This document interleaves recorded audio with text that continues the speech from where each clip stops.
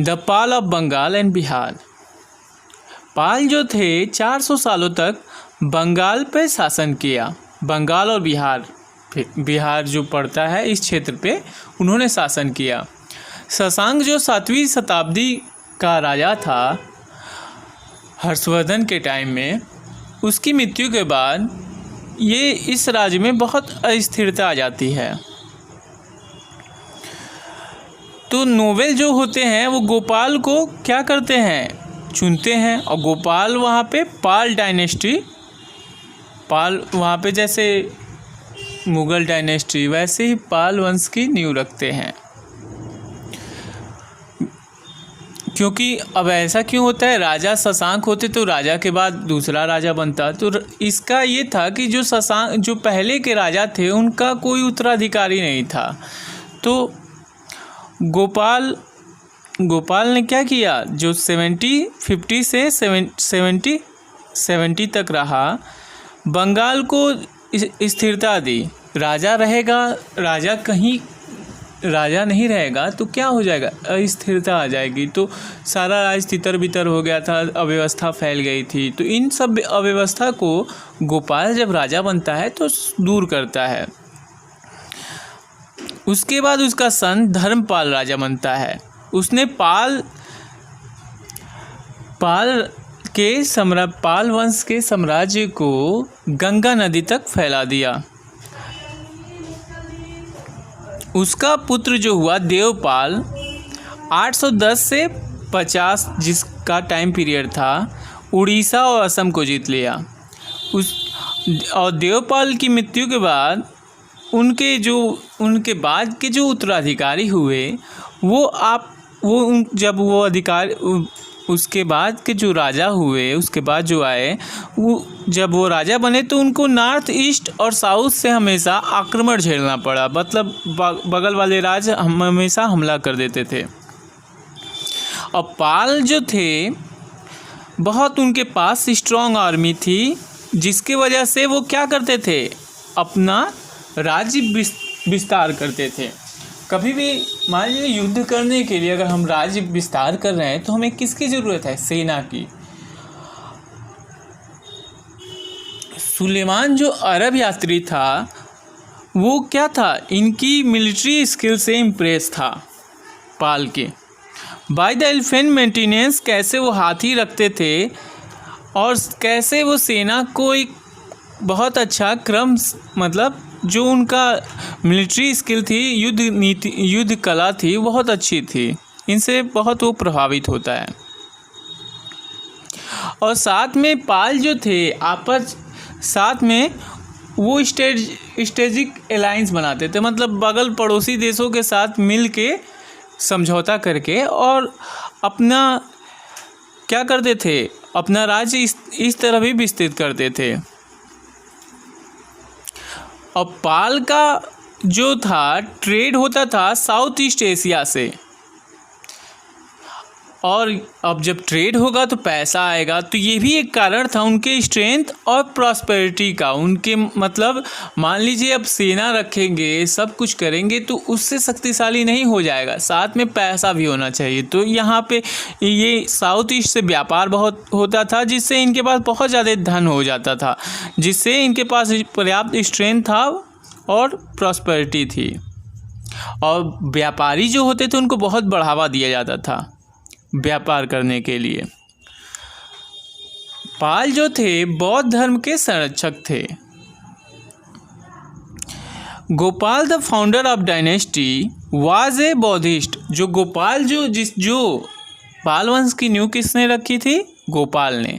वो खुद बौद्ध धर्म मानता था। और नालंदा यूनिवर्सिटी जो था उसको इन्होंने क्या किया, इम्प्रूव कराया। मतलब कुछ ख़राब हो गया, कोई भी चीज़ जब पुरानी हो जाती है मतलब उसमें टूट फूट हो जाती है, तो इसको इन्होंने क्या किया, इम्प्रूव कराया। और धर्मपाल ने विक्रमशिला की नींव रखी। विक्रमशिला यूनिवर्सिटी किसने बनाई, धर्मपाल ने उसकी नींव रखी। साथ में देवपाल ने उसे क्या किया, 5 गांव, धर्मपाल ने तो रखा विक्रमशिला का, और देवपाल ने उसे 5 गांव दे दिए कि अब खर्च वर्च है यूनिवर्सिटी का तो कैसे चलेगा, तो 5 गांव उसको दान दे दिया। अगला जो वंश आता है राष्ट्रकूट। राष्ट्रकूट डायनेस्टी जो थी वो दक्कन में 743 AD में दक्कन में ये वंश होता है। इसकी कैपिटल मानखेत है जो प्रेजेंट टाइम मालखेड़ कहलाती है, जो सोलापुर महाराष्ट्र के पास है। अरब मर्चेंट अल मसूदी बहुत ज़्यादा इन्फॉर्मेशन देता है उन्होंने अपने जो लिखा था किताब, मतलब उनके लिखी हुई किताबों से हमको राष्ट्रकूट के बारे में जानकारी मिलती है। जो इम्पोर्टेंट किंग राष्ट्रकूट के थे दंती वर्मन, जिनका एक और नाम है दंती दुर्ग, ही वॉज सक्सेसर। उसके बाद उनके राजा कृष्ण प्रथम आते हैं 7058 से 7073 तक। Krishna extend his empire beyond Maharashtra. Krishna ये जो थे कृष्ण फर्स्ट, उन्होंने क्या किया, अपना जो साम्राज्य था महाराष्ट्र से आगे फैलाते हैं। द फेमस कैलाश टेम्पल और ब्यूड बाई हिम। अब कैलाश टेम्पल किसके द्वारा बनाया जाता है, कृष्ण प्रथम के द्वारा। उसके बाद राजा होते हैं ध्रुव, जो इम्पोर्टेंट किंग है उन्हीं के बारे में दिया गया है। ध्रुव जो होते हैं 7079 से 7093 तक। ये फर्स्ट राष्ट्रकूट किंग होते हैं जो नॉर्थ इंडिया मतलब एंड अटैक प्रतिहार एंड पाल, जो प्रतिहार और पाल पे अटैक करते हैं। उनकी मृत्यु के बाद ध्रुव जो होते हैं in 1793 Govind third up to Himalaya for a short period under Govind third India was won from north to south. और गोविंद थर्ड के समय क्या होता है, उसके बाद जो आते हैं गोविंद थर्ड, वो क्या करते हैं, पूरा नॉर्थ से लेके साउथ तक पूरा जीत लेते हैं। गोविंद थर्ड के समय कुछ समय के लिए ही इंडिया एक हो गया था नॉर्थ से साउथ तक। अमोघ वर्ष जो थे 814 ईस्वी में राजा बनते 14 साल के उम्र में। He ended his life by drowning the Tungabhadra river. वो अपनी लाइफ अंत कर देते हैं तुंगभद्रा रिवर में डूब के। They came the Rashtrakuta king Krishna second. उसके बाद कृष्ण सेकेंड आते हैं एंड इंद्र थर्ड। लेकिन वो क्या करते हैं, एम्पायर को बचा नहीं पाते, इनका एम्पायर इसके बाद ख़त्म हो जाता है। अब आता है एक त्रिपक्षी ये त्रिपंच, देखिए हिंदी में त्रिपक्षी संघर्ष होता है। त्रिपक्षी संघर्ष जो होता है 3 और या त्रिपाठी स्ट्रगल फॉर कन्नौज। ये कन्नौज को लेके, कन्नौज जैसे प्राचीन काल में चंद्रगुप्त के समय चाहे पहले पाटलिपुत्र जो था सबसे धनी प्रदेश माना जाता था और हर्षवर्धन की राजधानी थानेश्वर होती थी। लेकिन वहाँ की शशांक ने क्या किया था, उनके जीजाजी हर्षवर्धन के जीजाजी को मार दिया था और ये जो था हर्षवर्धन की बहन का राज्य था। तो यहाँ पे वही उसकी बहन बुलाती हैं उनको, तो ये पूरा संभाल लेते हैं, अपनी राजधानी हर्षवर्धन बना लेते हैं। तो ये कन्नौज जो होता है उत्तर प्रदेश में ही पड़ता है कन्नौज, तो कन्नौज को अपनी राजधानी बनाते हैं। तभी से कन्नौज बहुत हर तरह से धनी प्रदेश है, क्योंकि उस समय ये क्या है, नदियों के किनारे था, आराम से यहाँ से व्यापार हो सकता था। तो अक्सर ये इसके अधिकार को लेके इन 3 वंशों के बीच युद्ध होता है, जिसे हम क्या कहते हैं, त्रिपक्षी संघर्ष या त्रिपाठी स्ट्रगल। तो ये 3 पार्टी कौन थी, राष्ट्रकूट थे, प्रतिहार थे और पाल थे। The Pal ruler over Bengal, the Pratihara जो थे राजपूताना और सेंट्रल इंडिया पे राज करते थे, और राष्ट्रकूट जो थे नॉर्थ दक्कन इन रीजन अराउंड नासिक, नासिक के पास मतलब दक्षिण में राष्ट्रकूट थे। प्रतिहार जो थे सेंट्रल में थे और पूरब में जो पाल थे। इन तीनों के बीच ये कन्नौज पे अधिकार को लेके युद्ध होता है।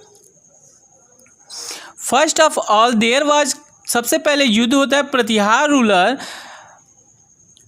वैश्य राज जो होते हैं and Pal ruler Dharmpal.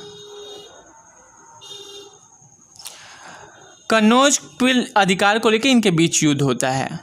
The Pal ruler defeat वो पाल रूलर क्या होते हैं, हार जाते हैं, बट राष्ट्रकूट राजा जो ध्रुव होते हैं बीच में आ जाते हैं और प्रतिहार पे आक्रमण कर देते हैं। अब क्या होता है, प्रतिहार जो होते हैं राजपूताना उनको जाना पड़ता है। अब जब ध्रुव जाते हैं उधर, अब क्या होता है, इस तरह ये दोनों के बीच आपस युद्ध होता है, बीच में ध्रुव आ जाते हैं। ध्रुव जो दक्षिण से, फिर वो दक्षिण लौट जाते हैं क्योंकि दक्षिण में और भी राज्य होते हैं, तो उनसे बचने के लिए वो क्या करते हैं, तो धर्मपाल इसका फ़ायदा उठा के वहाँ पे अपना कब्जा कर लेते हैं and even capture Kannauj. Similarly the attack next Pratihar ruler Nagabhatt two capture Kannauj. अगली बार नागभट्ट जो होते हैं प्रतिहार रूलर, वो कन्नौज पे आक्रमण करने के लिए बढ़ते हैं, लेकिन राष्ट्रकूट राजा गोविंद III ने क्या कर देते हैं, फिर इसको बीच में आ जाते हैं। Dharmapal and his son Devpal continue, Dharmapal और उनके बेटे बहुत सालों तक कन्नौज को मतलब अपनी राजधानी बनाते हैं, बट देवपाल सक्सेसर लेकिन देवपाल के सक्सेसर जो होते हैं वो इसको बचा नहीं पाते हैं। So the Pratihara ruler Bhoj and Mahendrapal defeat the Pal ruler. Pratihara राजा जो होते हैं भोज और महेंद्रपाल, वो पाल रूलर को हरा देते हैं और ज़्यादातर उनके राज्य को जीत लेते हैं। They also control of Kannauj, और कन्नौज पे भी अधिकार कर लेते हैं, और इस तरह 100 ईयर तक ये क्या करते हैं, कन्नौज पर अधिकार कर लेते हैं। इस तरह ये क्या होता है, ये जो संघर्ष होता है इसके वजह से ये तीनों जो शक्तियाँ थी आपस में क्या करती हैं, इनके युद्ध होगा तो बार बार क्या होगा, एक दूसरे की शक्ति को धीरे धीरे क्या होती है, ख़त्म हो जाती है।